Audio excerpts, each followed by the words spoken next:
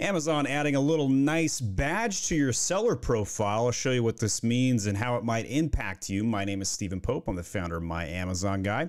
So if you go to your branded storefront, this is actually, you're not your brand storefront, but your main storefront. This is the old school storefront. So not to be confused with this is your brand storefront and this is your seller storefront. So if you go to this page, and the way you get here by clicking on one of your own product pages and click on the sold by icon. So you can see sold by age of sage, and that brings us to this page. So what's new?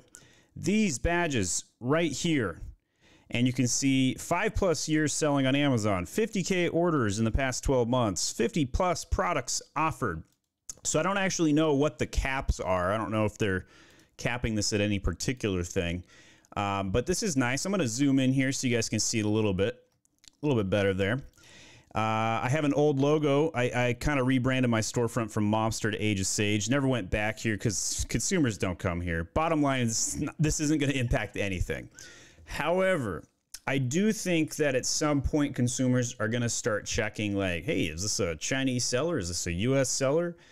Okay, well, it's two US sellers selling the same thing. Who should I buy from? The guy that's been here selling for 5+ years, the guy that sells 50K orders, or the guy that just launched. Which one should I go with? Well, if they do that kind of research, obviously the guy that's been here longest, the guy that's got the most orders, they're going to win out. That's going to be a conversion win for you.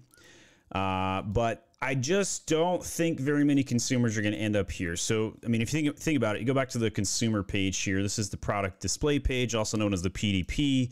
And in here, I might occasionally click on a brand storefront, pop on over here. That happens for sure. But you know, and if you don't have your brand storefront, you're going to see competitor products. You go to the search page, no bueno. But in here, I mean, how many consumers are like, oh, here's the buy box. Oh, here's the ships from Amazon. Oh, here's the sold by. Let me just click this random link down here. That just doesn't happen today.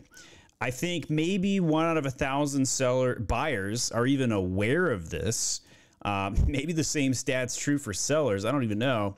But I just, you know, consumers have no reason to come to these pages, so I just don't think that they're going to.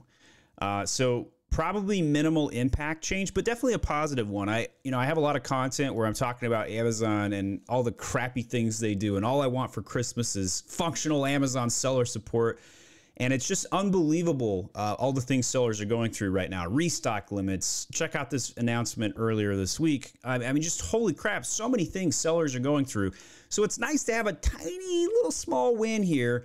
And I always cover Amazon news. So hit that subscribe button if you want to check out other Amazon news that's recently broke. Check out these videos here. And if you have a question about how this or anything else works on Amazon, slam that in the comments section. I read them personally. I create video content on anything I've never covered before. So look forward to hearing from you.